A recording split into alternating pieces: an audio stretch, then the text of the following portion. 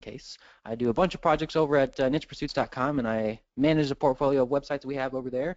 And I also did most of the content organizing and writing and editing and posting and tech stuff behind Longtail University. And I'll be sharing some thoughts with you today. Awesome.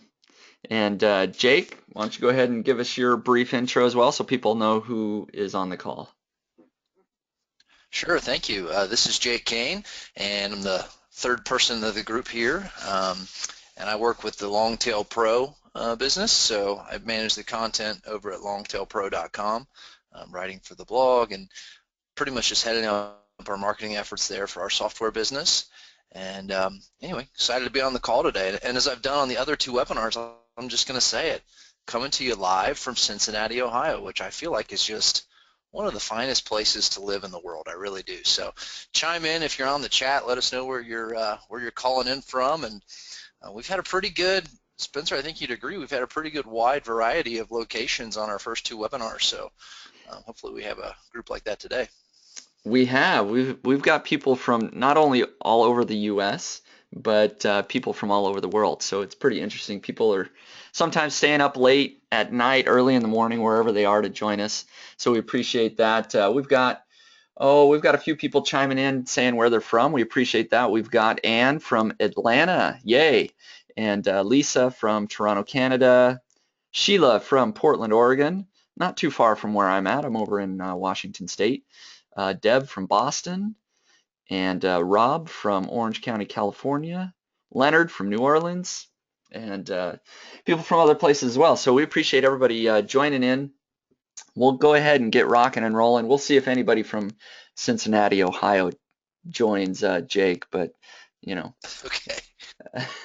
he's quite proud of where he is. So I think we're all proud of where we're at. But anyways, so today the topic is how to take great keywords and turn them into engaging content. And before I jump right into it, can I just get a yes from everybody that can see my screen and hear me? You should be able to see the presentation. And okay, yep, people can hear me and see my screen. So just want to make sure we're all squared away before we jump right into it. Now, this really is an important topic to talk about because we've gone through all the lessons in Longtail University. We've gone through the live webinars talking about how to find these great keywords. And I really do think that if you use the strategies we've talked about, you're going to be ahead of the game. But what do you do with your keywords once you have them? It's not as simple as just putting the keywords on your page and then you rank in Google. You do need to create engaging content and use those keywords wisely. And so today we're going to talk about different types of content that you can use your keywords for. And so there's 5 primary types of content that we want to talk about. First are the best and review type articles, and we're going to go over each of these in depth. The second type is info or AdSense type articles, and the third is listicles, and again we'll define what each of these are and how you can use them as well. Social and viral type articles, and then finally linkable assets. These are of course assets that can generate lots of links, but all of these should be using keywords. You should start with the keyword research that we spent so much time previously, and then you need to decide which of these 5 types of content do I want to create. At least generally speaking, these 5 types of content is what you're going to want to use. These should always be keyword focused. Okay, so before we dive into the types of content, how do you handle content titles? Okay, so this is a question that I get a lot of times. People think, well, you have your keyword, you should just use the exact match keyword in your title and that's it. But as I'm showing here on the screen, it really should be more than just the keyword. So if your example keyword or the keyword that you found is best pocket knife, that shouldn't be the title of your article, that all by itself. It shouldn't just be best pocket knife. Okay, You need to use the keyword in your title, but you should have surrounding words and phrases that make sense and make it more interesting to human readers. So here's just a few good examples that use the keyword best pocket knife, or that the targeted keyword of the article is best pocket knife. So first, the best pocket knife for the serious outdoorsman.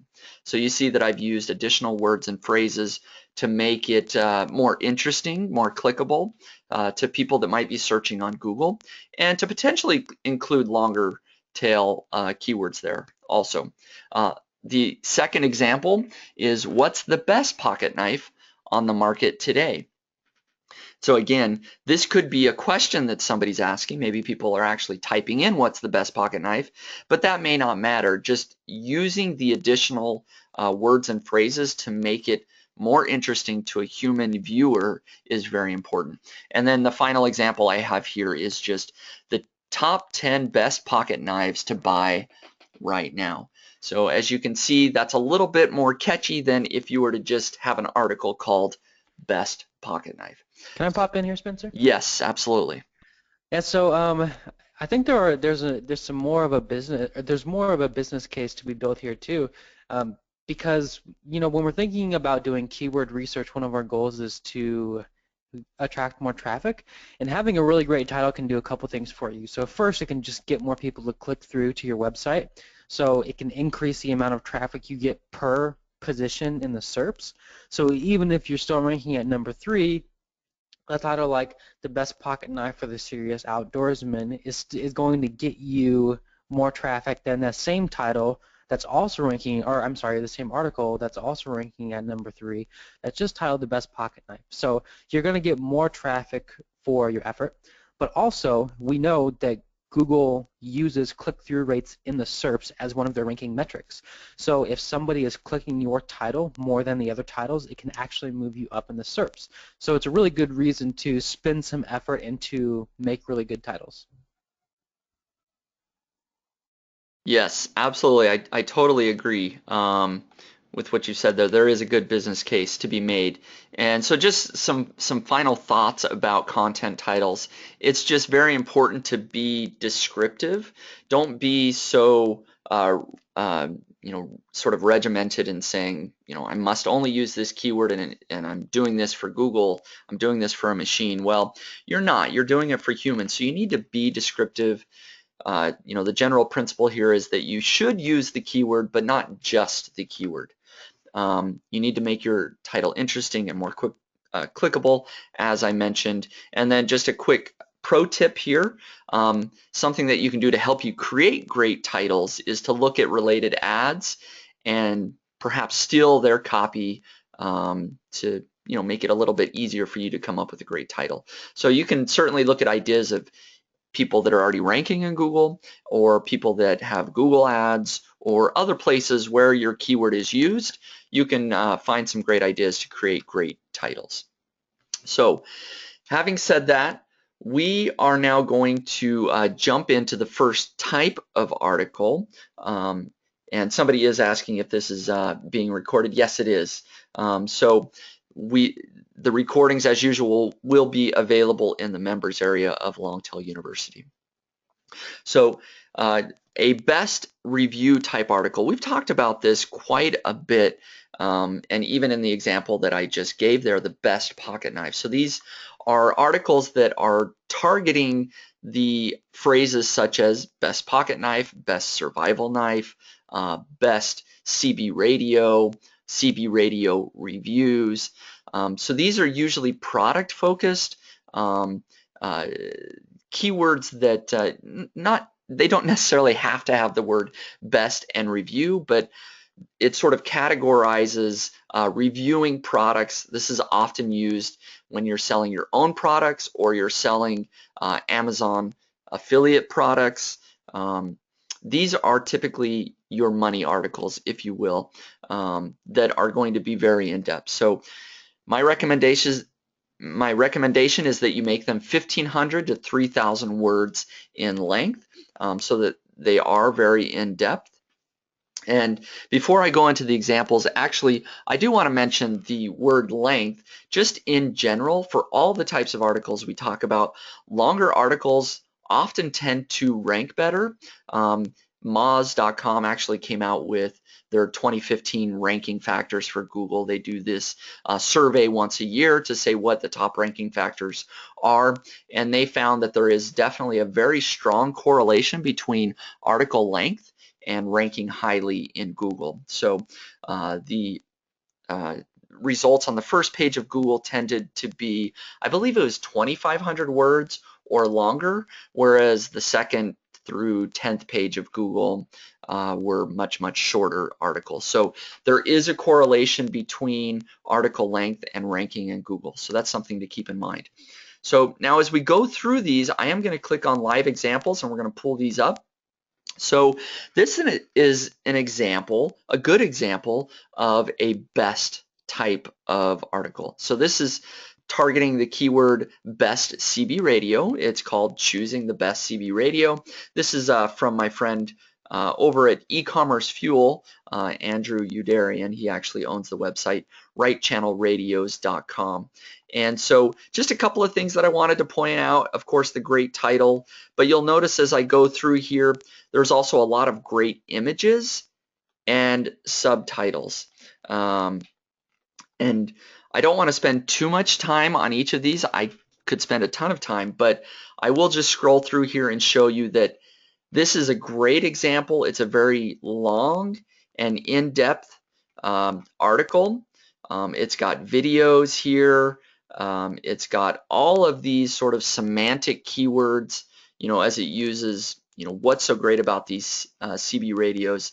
It's got squelch control, RF gain, PA capability, automatic noise, limited, weather capabilities, and on and on. So it's a very in-depth article. It's going to capture lots of long tail keyword phrases, but it all sort of summarizes what is the best CB radio. So this is one really great example of creating a best type of article. So this is something that you can dive into a little bit more on your own time. In fact, if you typed in best CB radio, this is one of the top results on Google. So we'll do that here.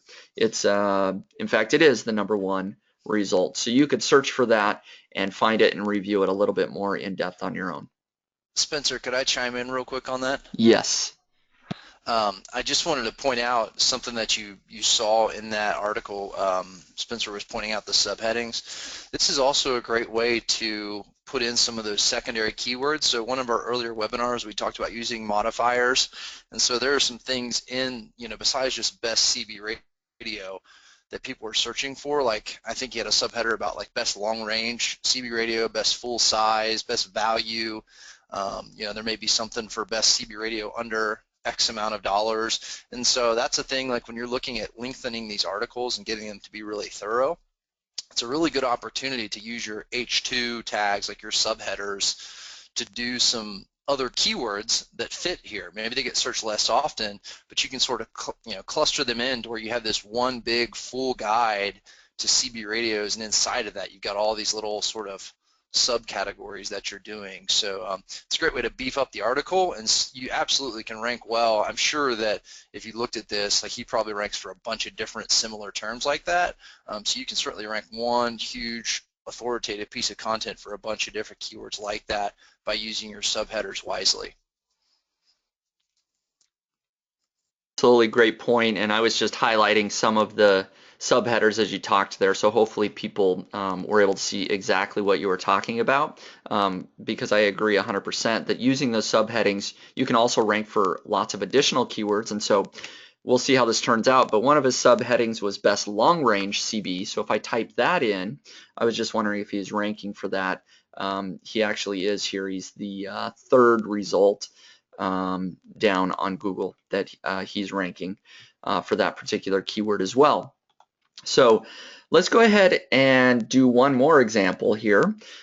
So let's say we were wanting to rank for the keyword pocket knife reviews. That was our keyword, and of course this is the review type article that I was mentioning. And so one result that I pulled up here is over at outdoorgearlab.com. And as I pull that up, I'll re-emphasize a couple of things here that they're doing very well. Of course, they've got the keyword in the title, the best pocket knife review. They actually have a video review, which can be very helpful.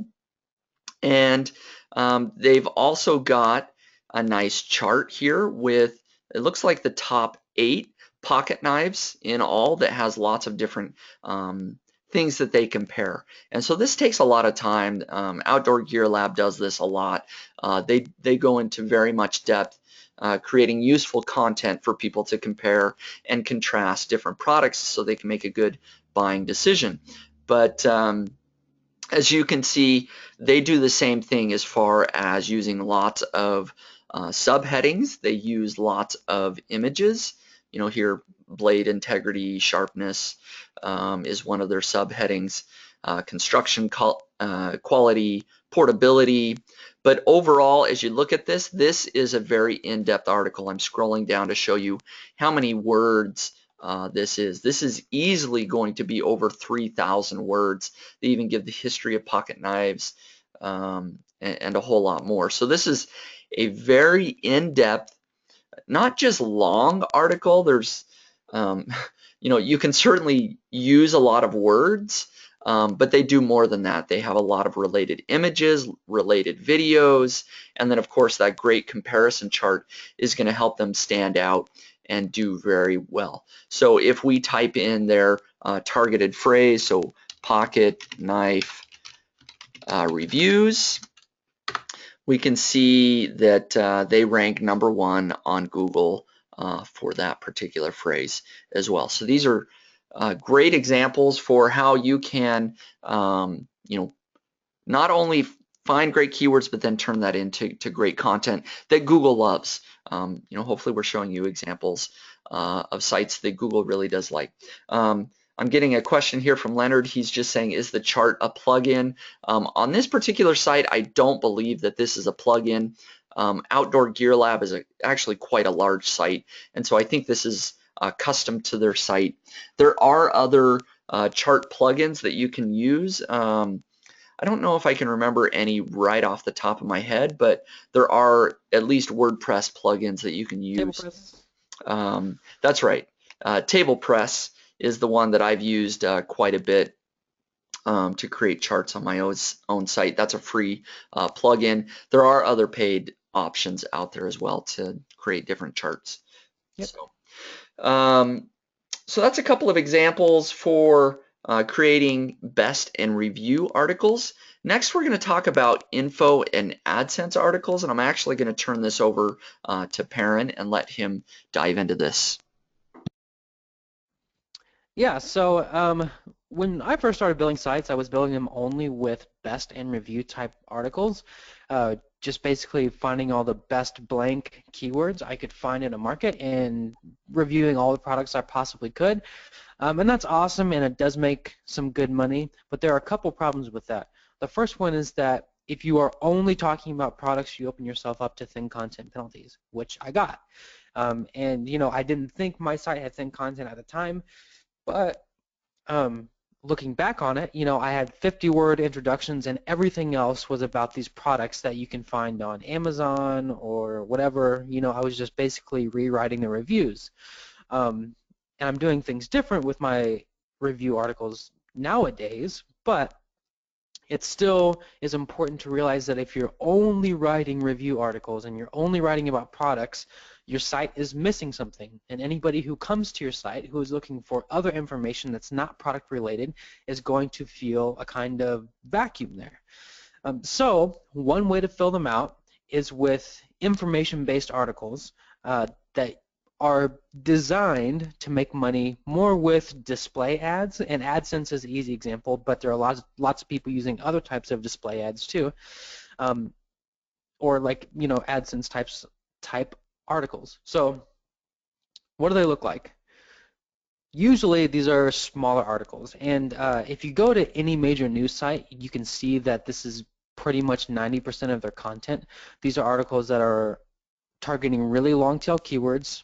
They're 500 to 700 words long, although they could be much longer. But the strategy here is to find a whole bunch of really long tail keywords and to fill your site out with hundreds of articles that provide real information to real people who are interested in this particular market. So you might have an article about best pocket knives, but then you also might have articles about camping or about knife sharpening or about the best way to take care of a pocket knife or about carrying a pocket knife, how many pocket knives do you need? So like all of these types of things. And there are a couple different reasons you might do this. The first one we already talked about is to kind of fill your site out and protect you from thin content penalties. The second one is that it's a really cheap, really fast way to scale your site. So for example, I'm working on a site right now. I had a core of best or review type articles, and I wanted to start growing the site in a more natural, authoritative way, or scale it, right, because it was making a little bit of money.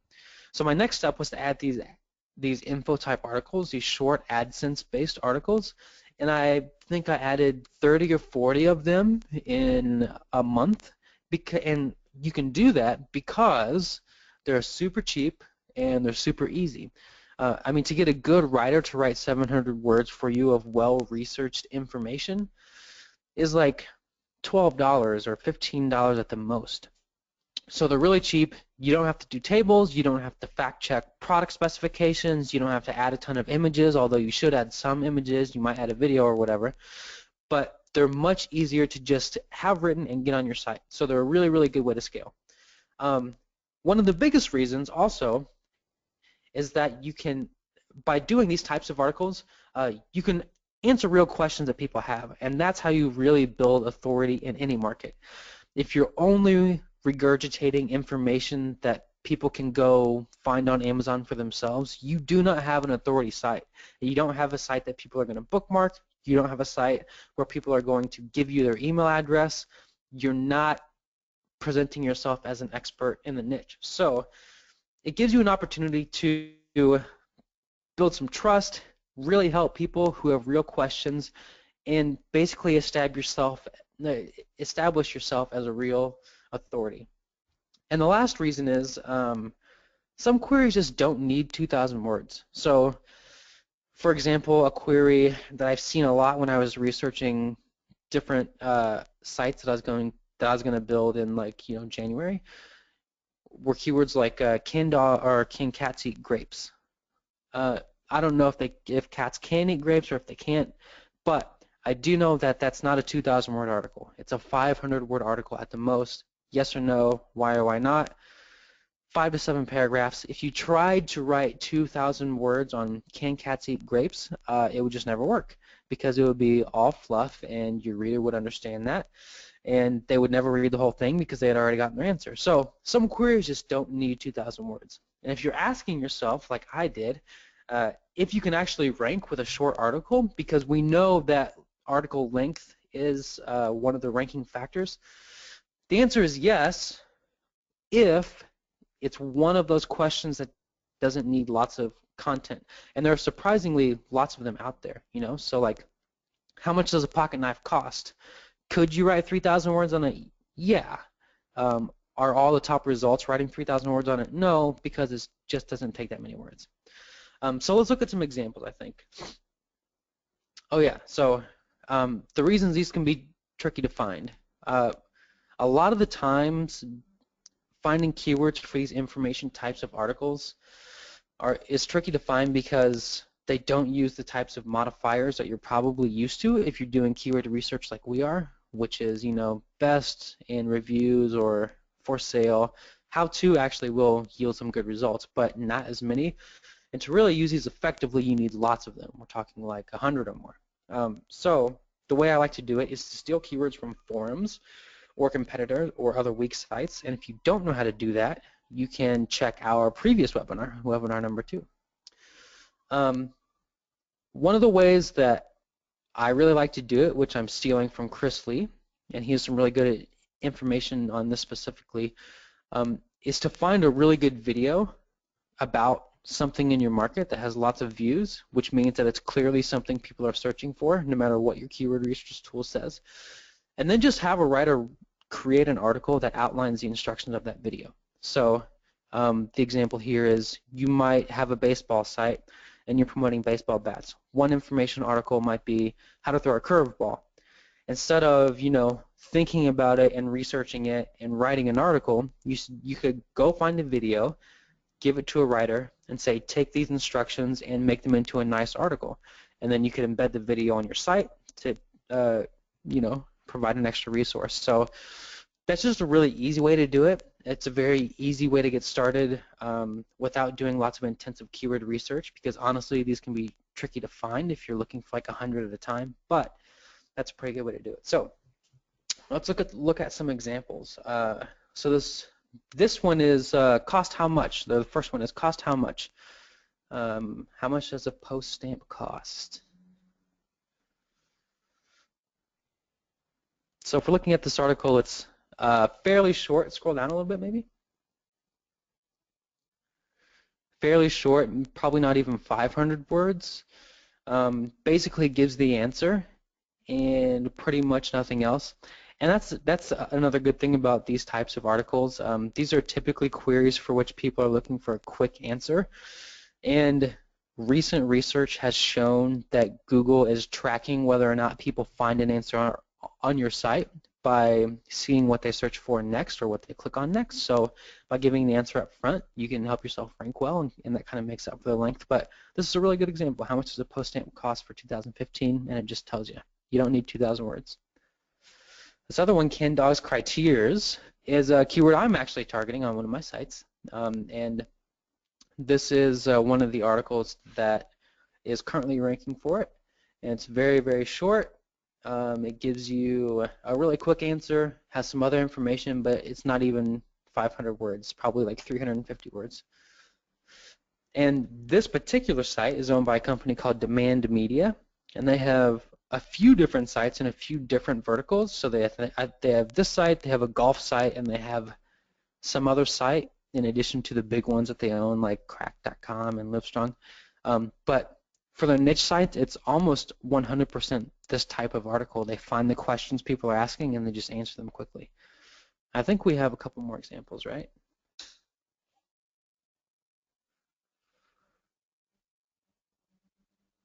Yeah, how to play catch.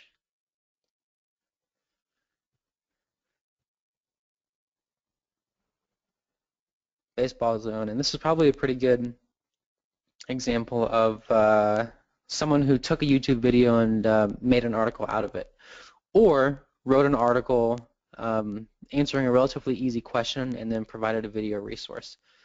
So this is probably a slightly longer article. This is about the length that I like to do, around 700 words, but super easy. So the idea is much more of a volume approach with these. You obviously want your articles to be quality, but you don't need huge tables. You don't need to do like really intensive research. You don't need to pay $50 or $75 to have a really good writer write the information. You can go on a slightly lower quality, make sure they have good editing, make sure they just answer the question correctly, and then move on. And I personally am having some success with this. So I have a few keywords that I'm ranking on the first page for, and there are also people like Chris Lee, who's one of my favorite bloggers right now, who is making tons of money this way. So it's a really good method to fill your site out, go after some really long tail keywords, and scale after you have a core of good product articles. Yeah, absolutely. Good information there. One of the interesting things, or I guess to just drive home the difference between the product focus, the best review type articles, and the info and AdSense type articles is just that very often these informational articles are going to be targeting keywords that have a very low CPC. Perhaps they're less commercial.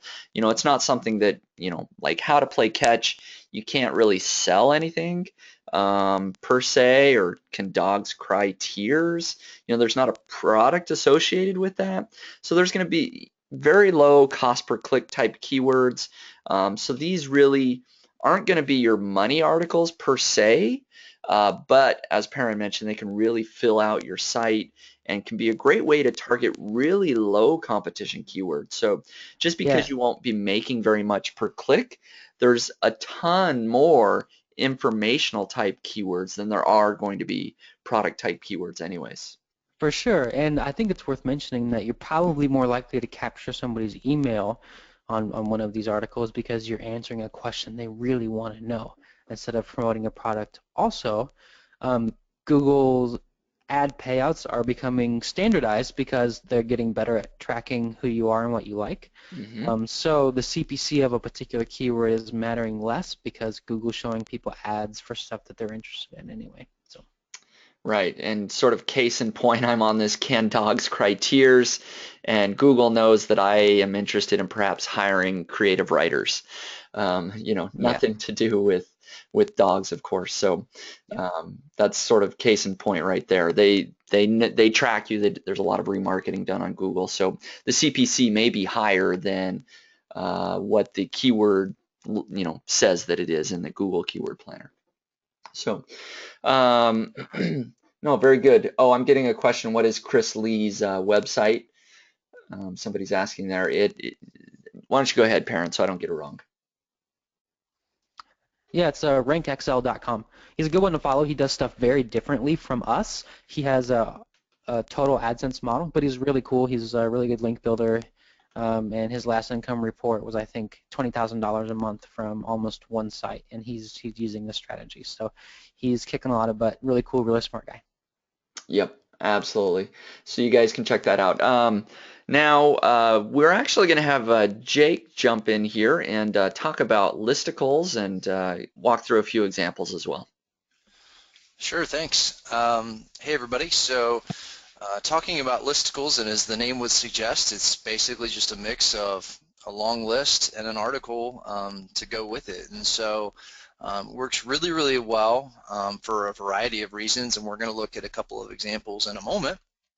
But you can make really great titles with those. They're very clickable, interesting, and they can also be SEO friendly as well. And so you think about your space. In general, people love lists. You see them no matter what your interests are. If you're on Facebook or whatever, you see people sharing lists all the time of the top tips for this or favorite that. So for instance, if you were a cooking and a food blog, you might have something like, my top 10 kitchen essentials that I couldn't live without. And putting that into like a listicle format goes beyond just, putting a list of just 10 things and calling it a day. But typically you would start out with an introduction where you're kind of introducing the topic like you would an article. And then you go into the list, and usually you're going to provide more information on each item or each category of an item. So if I were doing that example that I mentioned, I might say, I really love this food processor, and then I talk about all the things that I do with it. You may have saw our other article where we gave you this recipe.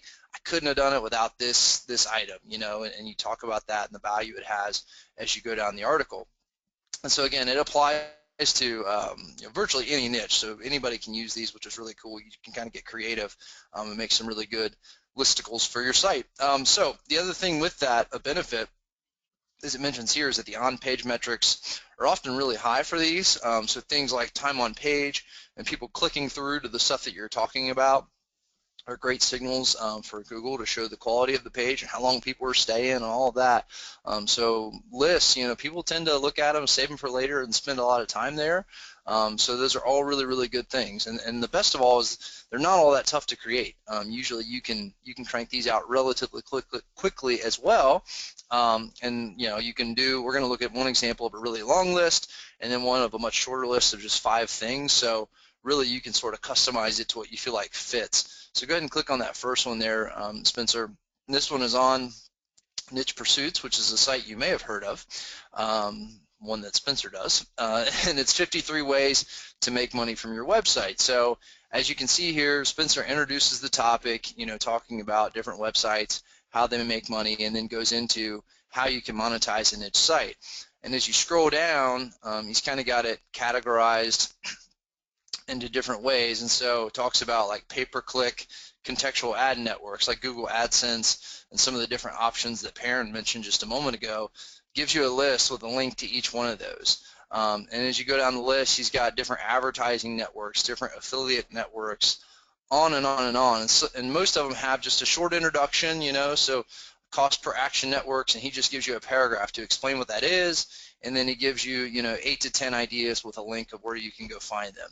And so if applicable, he might have a little comment there about, one that we use, or just give you a little bit more information on it if it makes sense. But all in all, you just put together this large list, and it's really valuable, and you're just curating a bunch of things that are going to help people make more from their site, which really plays nicely with the theme of Niche Pursuits, because that's what it's all about.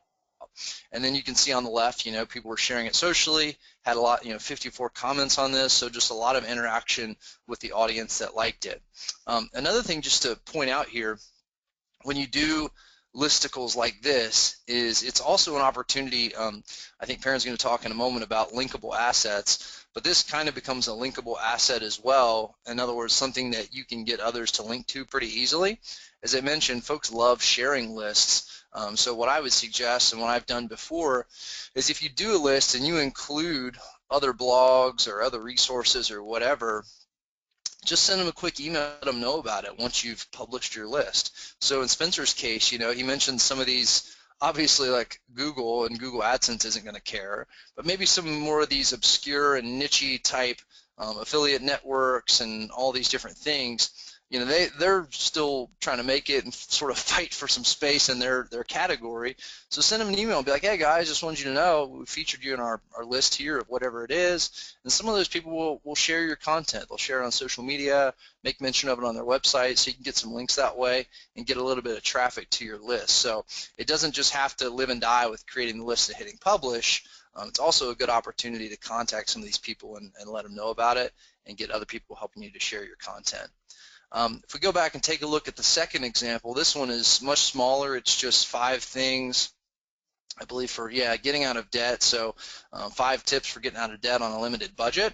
So it follows the same strategy here, and you see articles like this all the time, or listicles, I guess I should say.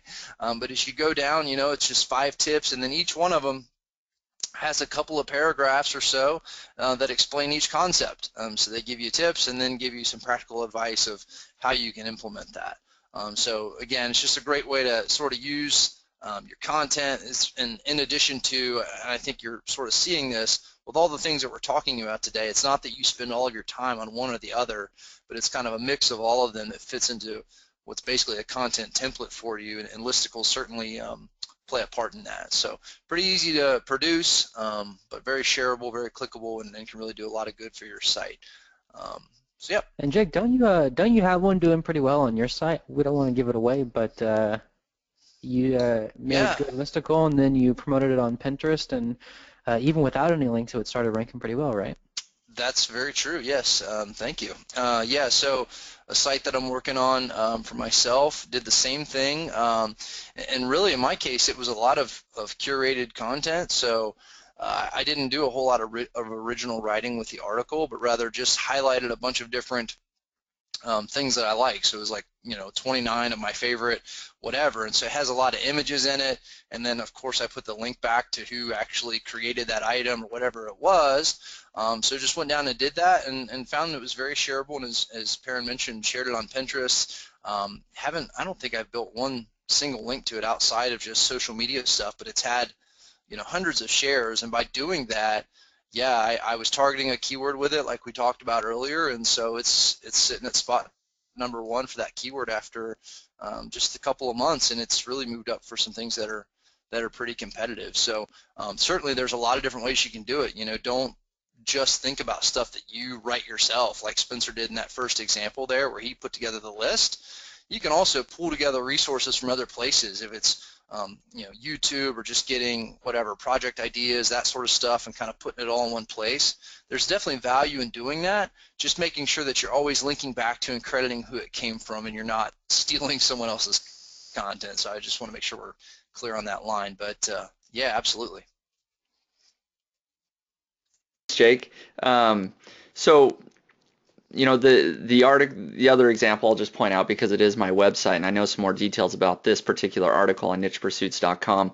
It actually ranks very well. As you can see, it's ranking, it looks like #1 for make money from your website, but it ranks for tons of related phrases, ways to make money from your website, best ways to make money from your website, that sort of thing. And so this is an article that, I put a lot of time and effort into a lot of my articles that I put on my blog. I will say that this is not one of those. This is one where I just, I had this idea, you know what, I should be ranking for this keyword. And so I'm going to put together a quick list. It's not one of my more in-depth or personable articles. I don't have a lot of personality per se. It's just a big list. And so I've been shocked because this is now probably in the top 5 most trafficked articles on my website now. It's one that for whatever reason ranks really well in Google, and people tend to spend a lot of time on it. And I keep coming back to the fact that it's a listicle, and listicles just work really, really well for SEO purposes and for time on site. People love to read them and come back to them. And so anyways, I just wanted to share a little bit more details that this is, one of the best performing articles on my site overall, and it definitely was not one of the more difficult articles to write. So a lot of advantages to listicles. So having said that, we're going to move into the next type of article here. So social or viral type articles, and most of you are probably very familiar with these types of articles. These are often shorter and perhaps even just curated, so not very original content. Maybe they're just sharing a YouTube video and then they have a couple of paragraphs of why they like this video. But the key here, at least most of the time, is the very shareable titles. So the very interesting sort of cliffhanger type titles that we're all very familiar with from Facebook and other social networks. And so I just want to dive into some examples, and a couple of them do come from Upworthy.com. So I'm just looking over at some questions here. I'll come back to those here in a second, but this one from Upworthy is called Dustin Hoffman Breaks Down Crying, Explaining Something That Every Woman Sadly Already Experienced. And so you can see it's a great title. If you saw this on a social network, you'd be, oh, well, what did he, what did he experience, or what do women experience, and why was he crying? You would want to come and you'd want to watch this video. And you can see it's not an original video that Upworthy did. This is just something they found on YouTube. They wrote a very short paragraph, but they wrote a great title that is very clickable. And so I'm not sure if it shows the numbers here. Yeah, it shows this post has been liked 1.4 million times. That's huge. Been shared like crazy. And again, how much of it is original content? Like 4 sentences maybe, but a really great title. But what is, not only is it very shareable, so they're getting tons of page views, and of course they can make money on advertising and building their email list, but it actually ranks really well in Google. So if you type in Dustin Hoffman,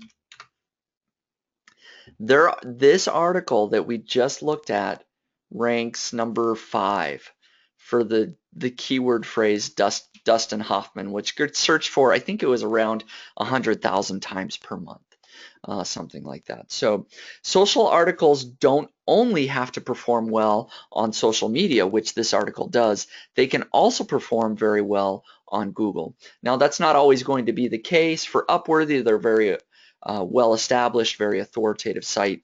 So their short, curated articles are going to perform a little bit better than if you or I were to write about Dustin Hoffman. But you certainly can replicate perhaps the great titles and the types of articles that they're producing. Yeah, if I can jump in here real quick. Yes. With the listicle and social articles, there's a good lesson here about building a social audience. And this is something that we don't have a lot of experience in, and that's something that Google continues to deny. But lots of independent bloggers and research firms have found independently that social shares do help increase rankings. We don't know if that's directly because Google is tracking social metrics, or if it's because they indirectly impact other metrics like high click-through rates or high time on site. But social shares do seem to help you rank in some way or another, and one of the best ways to get social shares are to create these social viral articles or listicles. And then maybe something we can pull up before or after you do your two other examples is the co-schedule headline tool, Spencer. Yeah, we can do that right now. Yeah, go ahead and talk about that. I'll figure it out So here. I will, yeah. So this is a really cool tool. I think it's a tad incomplete, but it's the only thing like it out there.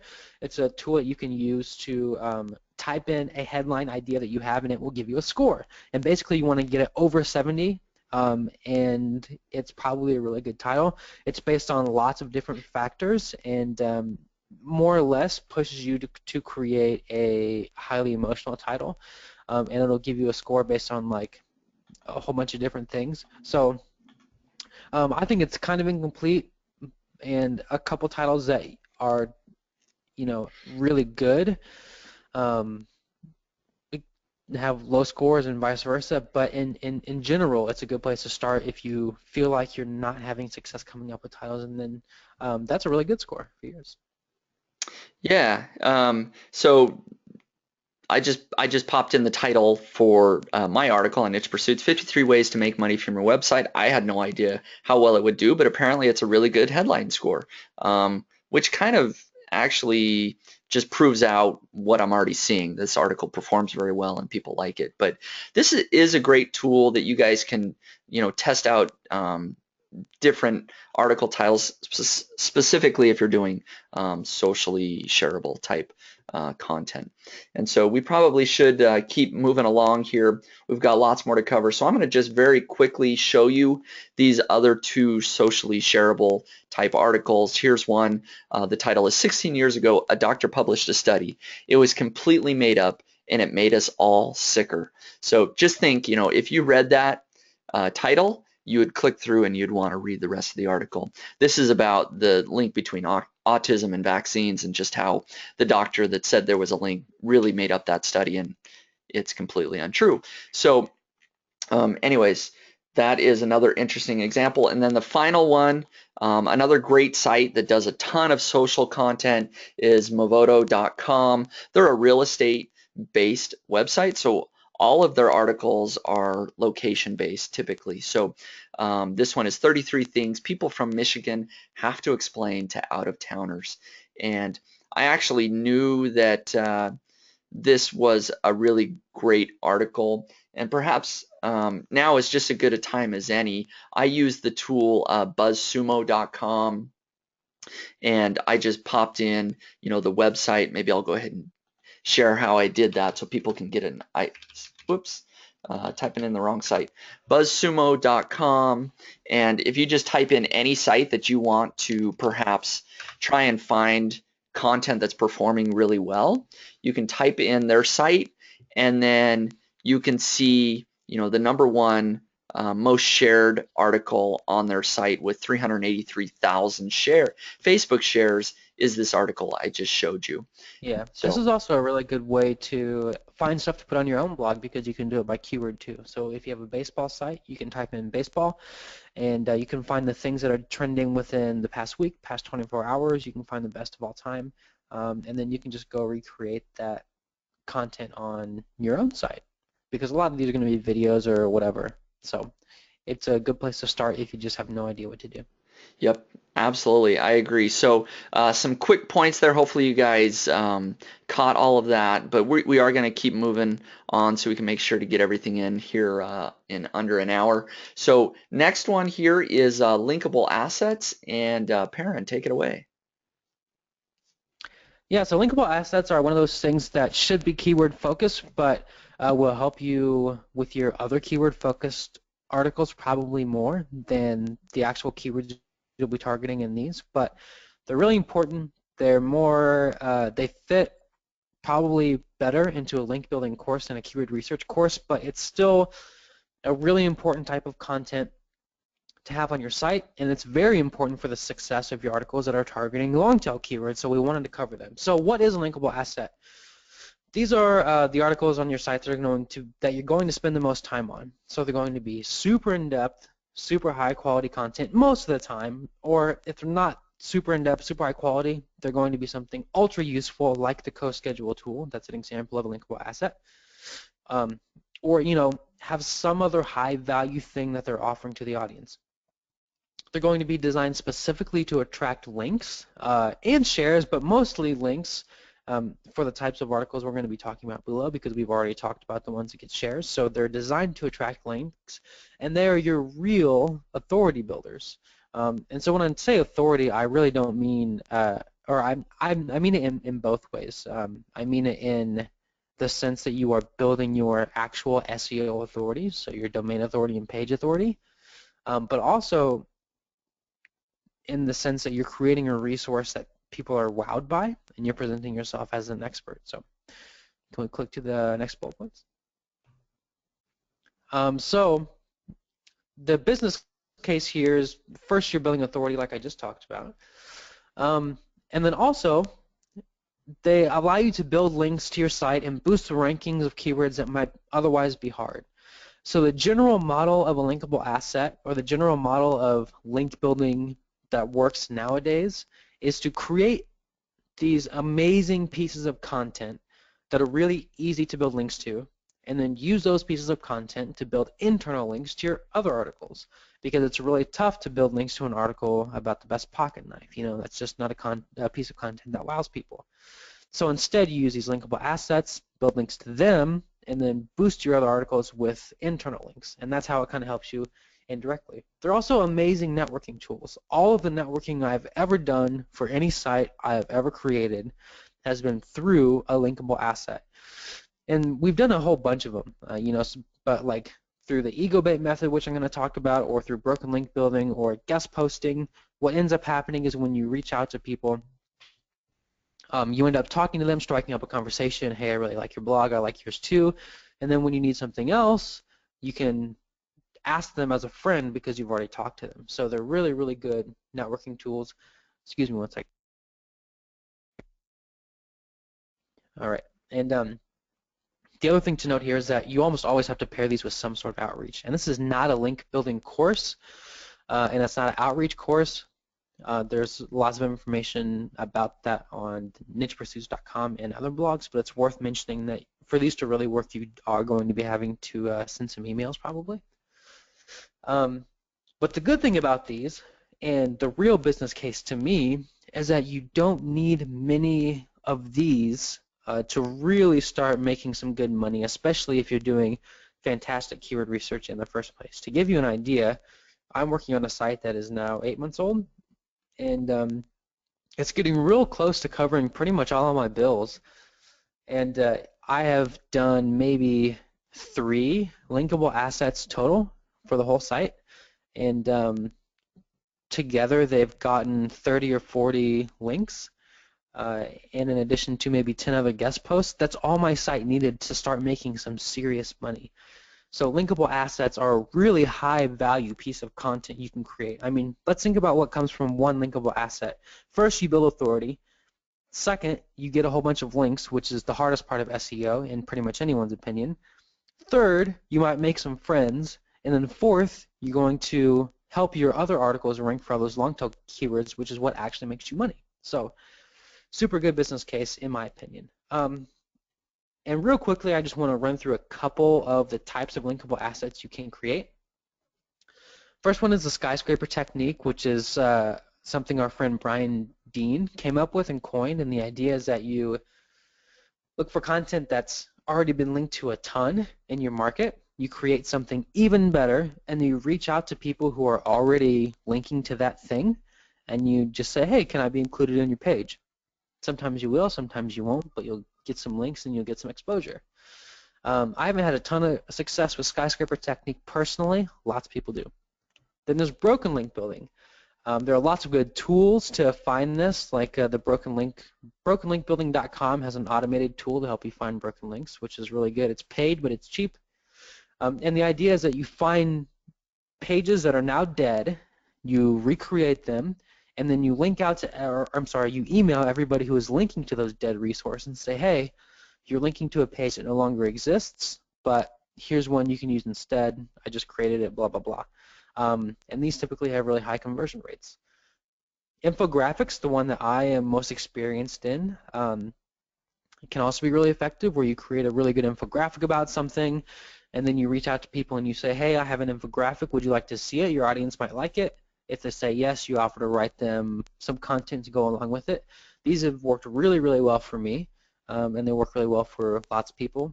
Also, data visualizations fall into this category, and these work really well because they have that wow factor.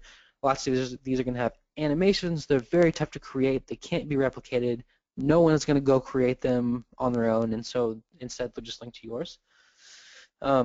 Ultimate guides work really well. Usually these are the heaviest investment of everything here. They take a really long time to create, but they also have the highest reward. The ultimate guides that are truly like how to do something to its fullest extent and give you tons of resources can attract hundreds and hundreds and hundreds of links. The downside, of course, is it takes a long time to write. It's usually expensive, and you honestly have to be an expert. Another thing that we did and have, or these last two things we've also done and we've had some success with them, creating a scholarship. You don't have to write hardly anything. You can just explain how much money you're going to give away, and then you reach out to schools who offer scholarships in that area. And that was one of our biggest successes with the last site we created. I think we got a PA 58 do follow link on an education site, university domain. So really good idea to create a scholarship if you have the money to give away. And then EgoBait, which is kind of a more indirect linkable asset where you compile a list of the top bloggers in your niche or some other type of EgoBait, and then you reach out and let them know. And then after they say thank you, strike up a conversation, maybe arrange a guest post. And this is something I did on the shaving site that we detailed in a case study on nichepursuits.com. And I think I got 4 or 5 links from 700-word post or something. So as far as like the links you're getting per post, EgoBait's a really good one. So a few examples. Bootstrap Bay, or their free stock photo example, or I'm sorry, the free stock photo post is one of the examples that Brian Dean uses when he talks about the skyscraper method on backlinko.com. And this is just a site, a post that was modeled after other posts in the niche, but he did it better and found ways to better access free stock photos. So it was very easy for him to build links, and I think he ranks really well for the term free stock photos because there are so many links going to this page. And then the other 2 examples. Yep, and he does rank quite well for that. Yeah, next example here, concerthotels.com. Go ahead. Yeah, concerthotels.com, 100 Years of Rock. This is a good example of a really crazy data visualization. I think GoToMeeting is going to slow down the animations here, but it's something that animates itself as you scroll down, and it's just a really cool looking graphic, and data visualization includes tons of information, and it's something you just can't create unless you have thousands of dollars. So this one got tons of links, which is really cool, and if you want to check it out, it's concerthotels.com/100 Years of Rock. Obviously, this type of thing takes a little bit more creativity. It's out-of-the-box type thinking. But if you can come up with a resource like this that's just very different and very cool for your niche, it's a no-brainer for people to link to it. So it can do very, very well. Yeah, totally. And then I think one of my favorite examples ever for a linkable asset is pointblankseo.com's link building strategies. This is a list of every tactic John Cooper knows for building links ever, and you can also sort it by a whole bunch of different things like the time it takes to build the link, the value of the link, the ease at which you get the link, and that sort of thing. super, super long, but I think of any purposeful link building asset I've ever seen, this one has the most links. It's like something like uh, thousands of links from 500 or 600 domains, and this is something he purposely created as a linkable asset.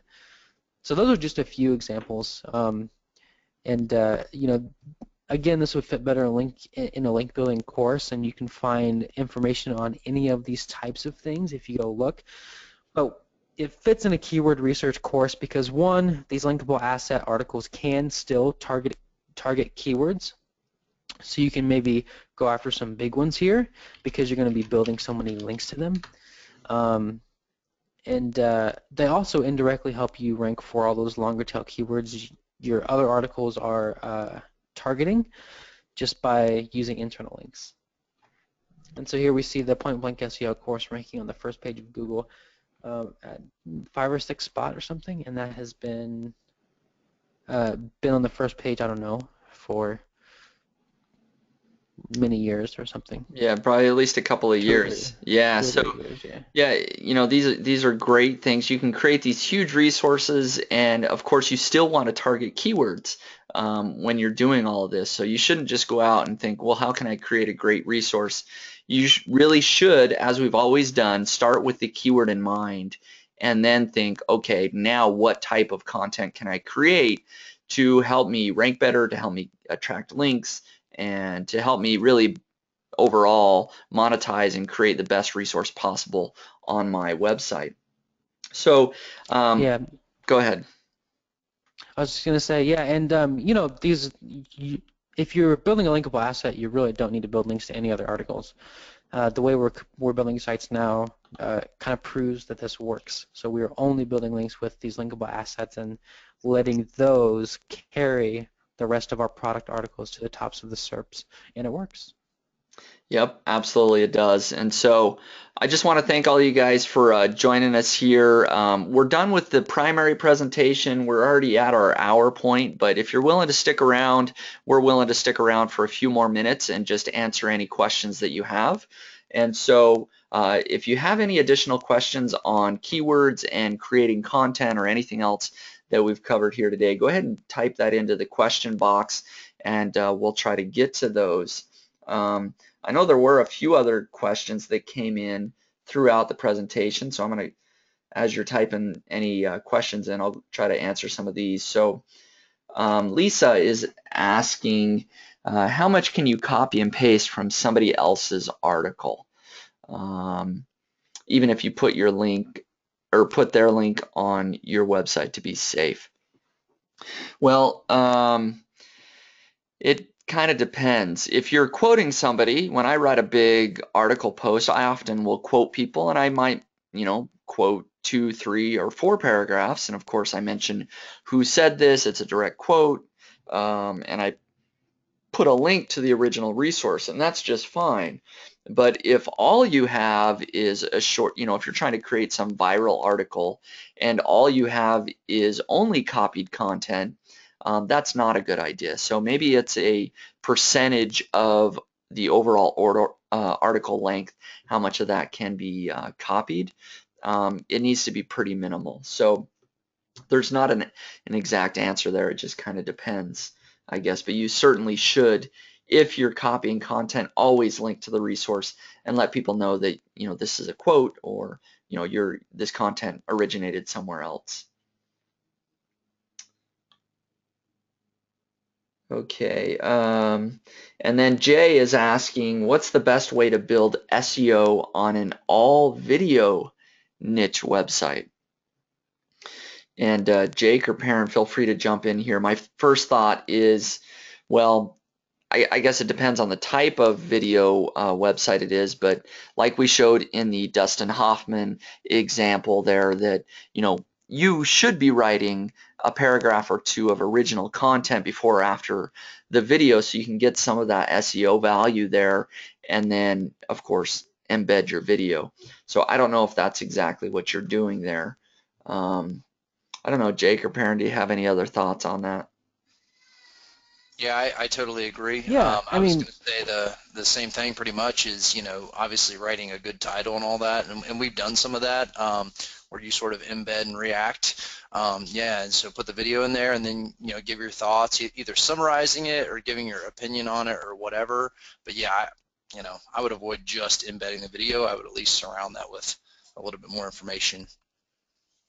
Yeah. Yeah, and I think I would add on that, even if your site's based around videos, keyword research doesn't change. You still have to do keyword research the same way. Your pages still need some sort of content, and you still need to target keywords using good practices for on-page SEO. So if there's a video on the page, it really doesn't change much. You still have to find keywords and target them. Yep, absolutely. I'm getting a question here from Charles. He says, is it better to write content as a blog post that links to your site or as a page on your site? I'm not sure if I fully understand the question, because a blog post is on your site as well. So both a blog post and a page are on your site. So I'm not sure I'm fully understanding the question, but you can do it either way. You can, if you're using WordPress, you can either create a post or a page. There's perhaps benefits to each. At the end of the day, it really doesn't matter that much. I use blog posts for my blog. I use pages on other sites. Both of them are going to be content. Both of them can be ranked in Google. I don't know that it matters a whole lot there. Perrin, any thoughts there? Yeah, so I mean, as far as SEO value goes, it doesn't matter at all. I've had sites that were built only with pages that and they rank super well, and I have sites that are all blog posts and they rank super well. The pros mostly are going to be the organization on the back end. Pages get really unwieldy if you have hundreds of them, whereas blog posts are much easier because you have categories and tags and that sort of thing. That said, for our current projects, a lot of our linkable assets are built on pages because they look more like landing pages. There's no sidebar, they're a little bit wider, they have bigger featured images and that sort of thing. But yeah, in the end, for SEO value, they can both rank. Yep, absolutely. And I've had a couple of people ask me, I think they're asking about a browser plugin that I'm using. They're wanting to know about the link, if I can send them a link to the valuation app that I'm using on the top of my page. Boy, it's been there so long, I haven't even noticed. I'm not sure if they're talking, oh, I see. They're talking about this plugin. Yeah, I don't remember what it's called. Maybe this isn't worth spending time, but yeah, I don't remember what it's called at the moment, so sorry. It's let's see if I can find it real quick. It is the SEO status PageRank Alexa toolbar. So there you go. The SEO status PageRank. It's a Mozilla Firefox add-on. So not a big deal. There's lots of other ones that people can use to do the same thing. So let's see what else we got. Charles has another question here. What percentage roughly of similar content does Google class as duplicate content? I don't have an exact percentage that if your article is 50% original and 50% copied, that Google's not going to count any of your article as original. I don't think there's an exact answer there. And in fact, news websites are very well known for